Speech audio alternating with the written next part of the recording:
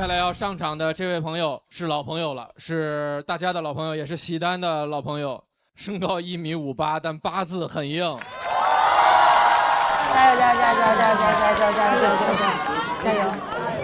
他要分享接下来一年他的变化，我们掌声有请王悦。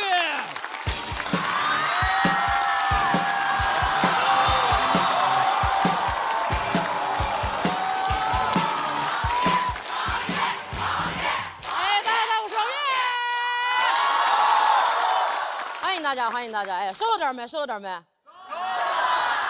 哎，真的是瘦了一点，瘦了一点啊！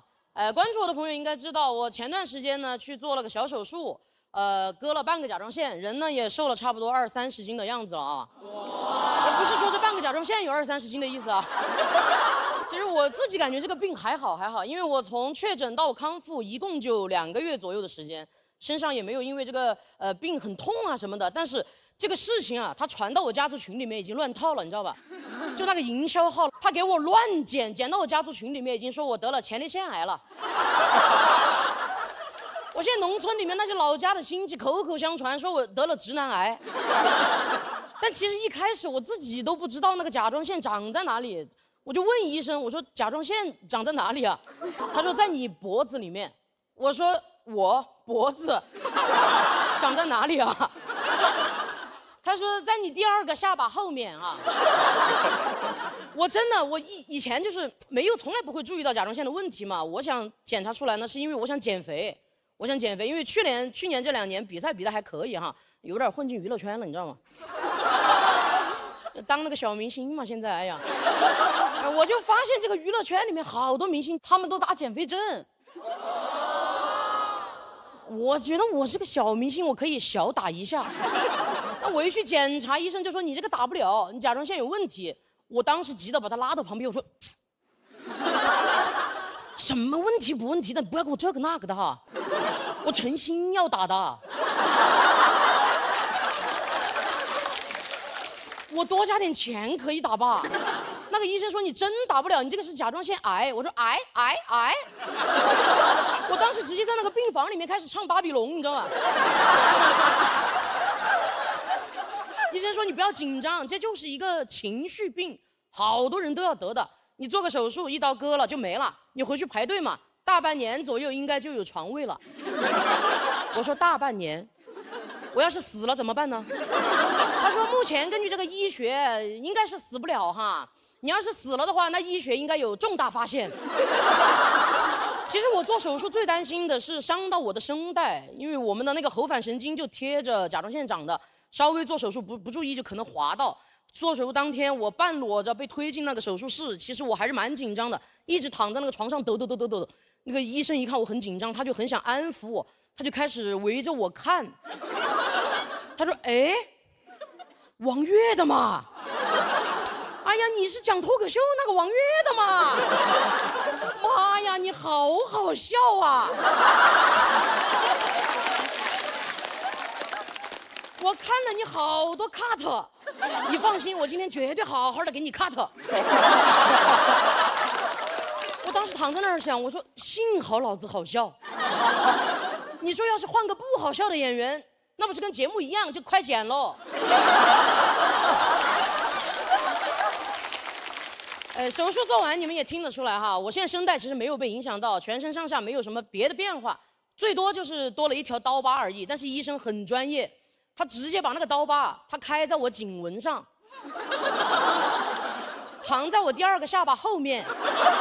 我现在全身上下多了一条刀疤，但是我少了一条颈纹，你知道吧？但是其实我做完手术过后休养了2个月左右，这2个月我想通了好多事情。我以前真的不知道我是一个情绪很稳定的人，我不知道我为什么会得这个病。我后来想通了，就是因为我情绪太稳定了。你们想一想，那种原地有风他当场就能发出来的人，他会得癌症吗？他不会，他得到尊重，是吧？我以前一直以来都是一个为了生存，我非常的内耗，非常圆滑的一个人。但我觉得一个圆滑的人不代表他没有棱角，他棱角全部都被包在里面，每天都在里面磨自己的甲状腺。我做完手术过后，真的可以说是性情大变，真的。以前还有半个甲状腺给我拦着，现在根本就拦不住了，真的。我甚至都在想，我说我得这个病到底该怪谁？怪全世界，每个人都动了手的，真的。我跟你们说，我首先就要怪那些打减肥针的明星，要不是他们，我查得出来我这个病吗？真的，我发疯了，乱怪，我不管了哈。这还要怪我那个原生家庭。我去年不是一直在节目上面讲了很多原生家庭的故事嘛？节目一播出，我那个原生家庭像鬼一样脸上的追着我骂。具体是谁我就不说了哈，反正不是我妈妈啊。给我发消息，他说怎么生出你这样的东西啊？你录的什么烂节目？我要去起诉爱奇艺。他当时那个情绪比腾讯都激动，真的。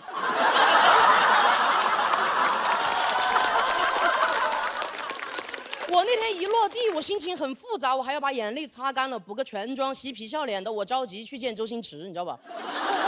我们节目就是这样的，每年都会去拜访一下孤寡老人哈。就是、第二天，我就在朋友圈里面发了一张跟周星驰的合影。我原生家庭那边直接撤回一个律师函，转发我的朋友圈到他的朋友圈，文案配的是好东西啊，好东西。我就在想说，爱奇艺你没有周星驰，你早就完了，你都被讹上了。以后谁要是再说周星驰对这个节目一点帮助都没有啊，我就起诉谁哈！真的，我真的骂完家庭骂工作，那个工作更是给我重拳出击，真的。我到现在还有几场演出的钱没给我要回来，跟我说签了合同的，发过来我一看2版，1版没盖章，1版没签字，双管齐下，真的让我在拿不到钱这个事情上，妈呀，居然做了2手准备。我当时发给律师看，律师不是号哈，我当时发给律师看，律师说妈呀，完全不合法呀这个合同。我真的在想，我说我能有今天，全靠工作、家庭这些人背刺我，真的。谢谢你们，谢谢你们啊！以前我觉得我自己给所有人面子，所有人给了我什么东西啊？给我一颗瘤子。但我觉得那个手术很神奇，就是一刀开下去，我感觉我所有的棱角全部都翻出来了，我都开始共情吴京了，朋友们。我知道他经历了什么事情才会对着镜头说出那一句“我死过，你死过吗？”哎呀，我现在真的是啥也不在乎了，谁来都不好使了，你知道吧？随便，什么东西都随便，还比赛呢，这个得冠军，那个得冠军，老子得癌症了啊！朋友们，我建议你们每一个人啊，不是建议你们每个人都去得甲状腺癌的意思啊，你们可以先假装得癌，真的太爽了，全世界都会为你们让路的，真的。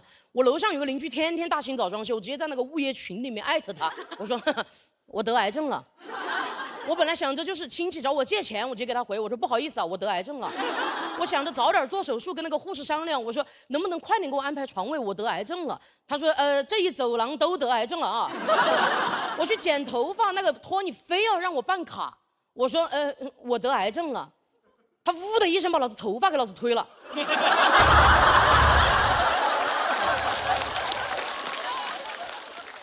我那段时间真的看起来就像出家了，你知道吧？但那2个月根本就没办法出家门，所以我就在家里面写出了我的第2个个人专长——短发。我真的回想起以前，我觉得我一直都活得像一个蚌。你们见过蚌吗，朋友们？就是那种很难想开的那个蚌，什么脏东西、烂东西全部都藏在自己身体里面。但是我感觉我没有蚌，因为蚌可以把这些东西把它磨成一颗珍珠，但我磨出来了一颗肿瘤。我觉得我们所有人都不要做蚌，我们都去做花甲，就是什么脏东西、烂东西来了你就往外吐，脏东西一来你就呸，你就给我吐，你知道吧？当花甲多好啊！当花甲至少能活到60嘛。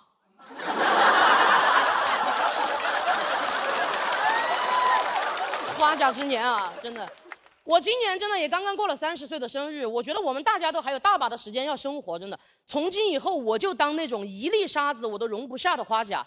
你们这些伤害我的人，你们都给老子滚吧！你们这些沙子，大沙子。谢谢大家，谢谢王月，谢谢。谢谢王月，谢谢王月。喜欢王月今天表演的朋友，千万不要忘记为他投票。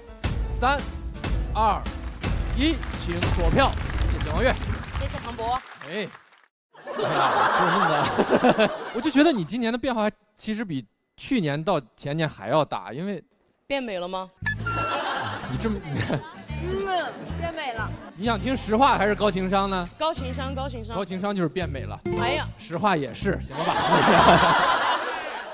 不是，但是我实话实说，咱们讲脱口秀，我觉得你今年的第一篇没有去年的第一篇那么猛。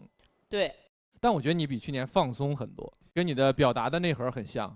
我觉得他跟大宅都特别一样，就特别潇洒，特别自如。所以我其实看完王悦表演，我就特别感谢王悦和大宅还愿意回到我们这个舞台上，就是把你这些个精彩的表演展现给大伙儿看。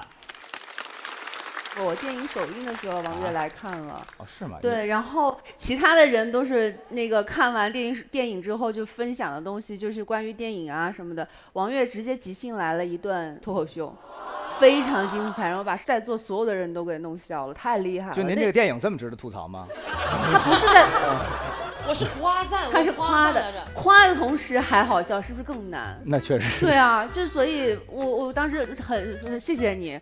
我看之前的节目的时候，别人问你说你上一次哭是什么时候，你当时就一下就落泪了。